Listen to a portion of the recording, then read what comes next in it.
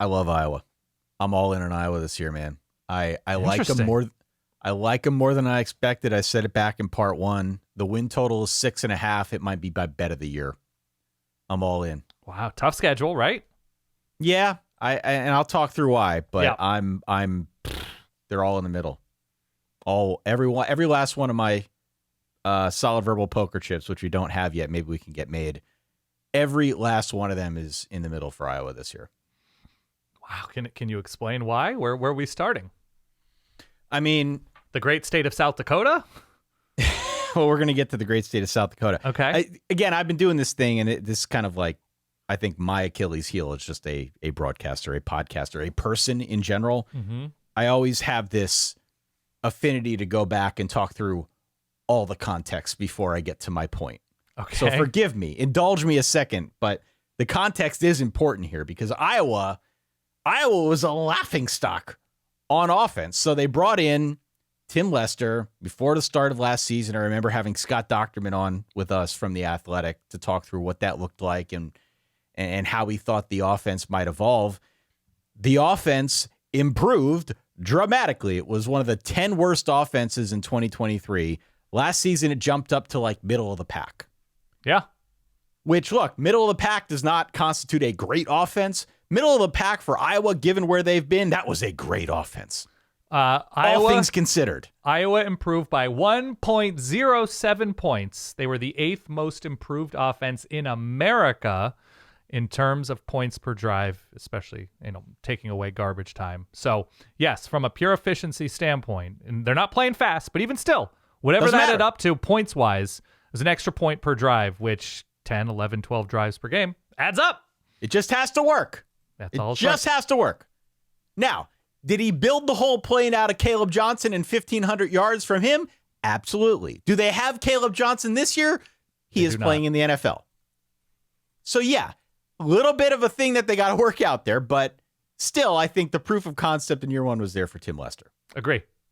Who I do continue to get confused with John Lester, former Boston Red Sox pitcher. You're lefty, right? Yes. Okay. So, yes, it's going to hurt to lose Caleb Johnson. I don't see how it can't, but this is still a veteran team with a lot back, which is bringing in my guy, Mark Gronowski from South Dakota State. Yes. Quarterback. This guy, quarterback, thank you. This guy was the best player at the FCS level. He had a 49-6 record as a starter, won back-to-back national titles with the Jackrabbits. I gave him the Cam Ward treatment, the full Cam Ward treatment, which means I went out and I watched as much tape of his as I could find out on YouTube. And 2 hours worth. This guy is absolutely going to give teams fit. okay. I can't even talk. No, I know. You're very because I had all excited. that cayenne pepper this morning by accident. That's what's. My tongue is still on fire. Yeah. He's like a it. really strong runner between the tackles. And I think there's going to be this constant fear with him that they're just going to run a quarterback draw, a delayed quarterback draw. I really like him. And Okay. he's not a jitterbug. He's not going to be out there dancing around pulling Good a size. Baker Mayfield. Yeah. 6'3", 220, dude's going to go out there and headhunt. He wants to Okay. run you over. So that's what South Dakota State did. Essentially, they played it off that to great effect. They'd snap the ball, maybe a stutter step or two. Bam, he pops it over your secondary because you're afraid of him running. Mm-hmm. I think this could work really well with Tim Lester's philosophy, which is trying to get some burners out wide who can get vertical. And he does want to pop you deep. Now, they didn't really have that last year. Right. And the guys they have this year, I think, are unproven, but I do think that they have done the necessary work to go out there and get the pieces in place that, in theory, could make that work. I almost can't wait to see the Cyhawk game because I am telling you right now, they're going to pull this on Iowa State, given Iowa State's questions in the back of their defense.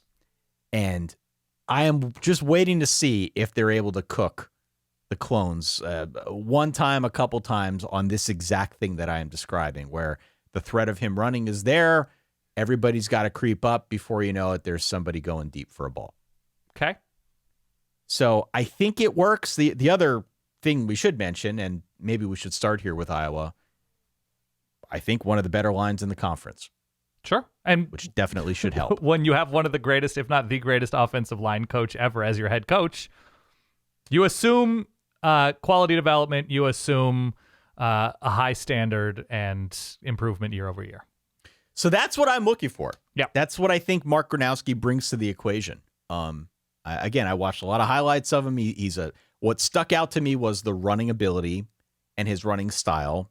He can throw it. He's been a very good thrower, but I just think having a dual threat guy that can get those hard yards for you, those guys tend to be a problem. I'm not saying he's Tim Tebow. Let's not go there, but those type of guys who aren't afraid to run you over tend to be a real problem to stop as a defense. And I think Iowa's got that with him. So I hope it works. Defensively, it's going to be a step back. They allowed 17 points a game last year. I think I like them more up front than in the back seven, but Phil Parker knows what he's doing. Yep. And even if they're marginally worse here, I still think they're going to be a top 15, at worst, top 20 defense. Iowa is set up really well. I really like the pieces that they've got, and I'm real curious to see what this offense is going to look like. Okay. I think all of that is reasonable. Mark Gronowski did play a game against a power conference team last year. They played the worst Big 12 team in Oklahoma State. He was fine. Not a huge game, and he was with FCS level talent somewhat on South Dakota State. I mean, I think South Dakota State would have won games as an FBS team last year. So I think there is high potential for improvement over where they were at quarterback last year. Obviously, Cade McNamara gets hurt, and it's, a combination. I think it was Brendan Sullivan. There was a Brendan involved in Iowa's offense. Brendan Sullivan. Yep. Brendan Sullivan. To me, it's just going to be a question of to whom is he throwing, right? That it's hard to convince receivers to go to Iowa, quality receivers. And I know, it offers an opportunity for transfers. What does their tight end room look like? For so many years, they were year after year after year, like Mackey quality tight ends. As bad as the offense would look, you were still dealing with Noah Fant and TJ Hawkinson and Luke Lachey, like guys like that. Sam Laporta. We're always there. So what is the status of that room? Curious to see where the upside is there. And just pedal to metal aggression. That's not going to be Iowa's calling card on offense, but are they going to take opportunities? Are they going to continue to be a little bit more unpredictable? And are they going to do more than just try to service their defense, which worked for a long time and probably would still work to a certain extent, but take the shots when they're there? And you're right about the defense, and a lot of new faces there. It's a system, right? It's that aggressive zone system. So if Phil Parker can continue to teach it, and they can continue to develop and identify guys that work in that system. Yeah, there's a little bit of experience in the back end, not a ton. I think it's safety. Linebacker's the concern for me for this Iowa team, just because they're replacing so much talent, losing Jay Higgins. And again, this is a position group where they have continuously found guys to step in and succeed. I just wonder how long it's going to take when there are that many questions on both sides of the ball against this schedule. Yeah, and look. And I like Iowa a lot. There are real questions about what they're going to be out wide.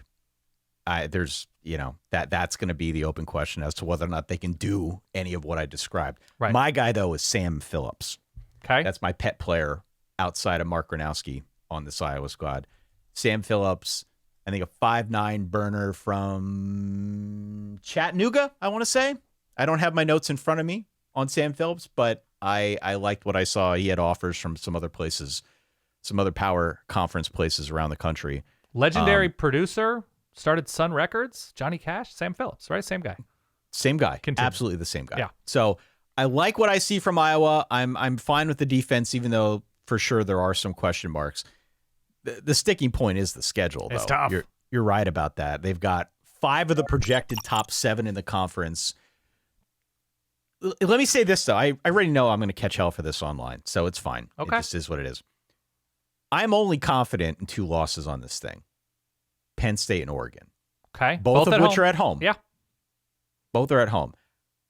I think they can beat Iowa State. I think they can beat Indiana. I think they can beat USC. I think they can beat Nebraska. I am not saying they will beat all of those teams, okay? But I think 9-3 is a real possibility. My bet's 8-4. Okay. But if we're having this conversation in December and we're talking about a 9-3 Iowa that played that style of offense, was able to use Mark Gronowski's skill set to beat teams deep. Either way, 8-4, 9-3 against this schedule is a pretty good year. And you would clear that over-under of 6.5 by a game and a half. Right. So that's like my bet of the year. I don't have the locks down. I'll have to find the locks down. But my lock of the year in terms of win totals is Iowa over 6.5. Yeah, it's also not terrible. Look, the teams are tricky, but they get a bye at home before Oregon. And I believe Oregon's off as well. But you want to bye at home before a big game there. Iowa for Indiana, which they get in Iowa City, that huge Indiana-Illinois game is the week before that. So that's nice for Iowa. Wisconsin, I believe, is in a crazy sandwich between Michigan and Ohio State. That game there's always going to be emotion in that game. I believe that was the nature film I did, Iowa, Wisconsin. The Hawkeyes? From 2010. Yeah, the Hawkeyes. we did that. Yeah, the Iowa Hawkeyes. Yeah, of course. Iowa gets SC before Oregon. Before SC has Oregon, excuse me. That's right. Iowa has Nebraska to finish out the season the week after Nebraska travels to Penn State. So Iowa most certainly is that program. If you're a little bit worn down emotionally, a little bit worn down physically, they become that much less fun to play against. That's exactly right. Situationally, Iowa does have good teams, but they will grind down those who have already been ground down pretty easily. So I don't hate the schedule. I don't love the schedule. I think I'm right in that like 8-ish win zone. Yeah, buddy. Yeah, so we're both going over. We're both going over. Oh, look at this. Now, I don't love just plainly the idea of an FCS quarterback as much as you are in love with Mark Gronowski. I love all FCS quarterbacks equally, but maybe Mark Gronowski. Cam Ward was incredible after 2 years at Washington State, after Incarnate Word, right? I'm always early on these guys. If Mark Gronowski can play until he's 27, he'll be great. Yes. How he'll do this year, I don't know.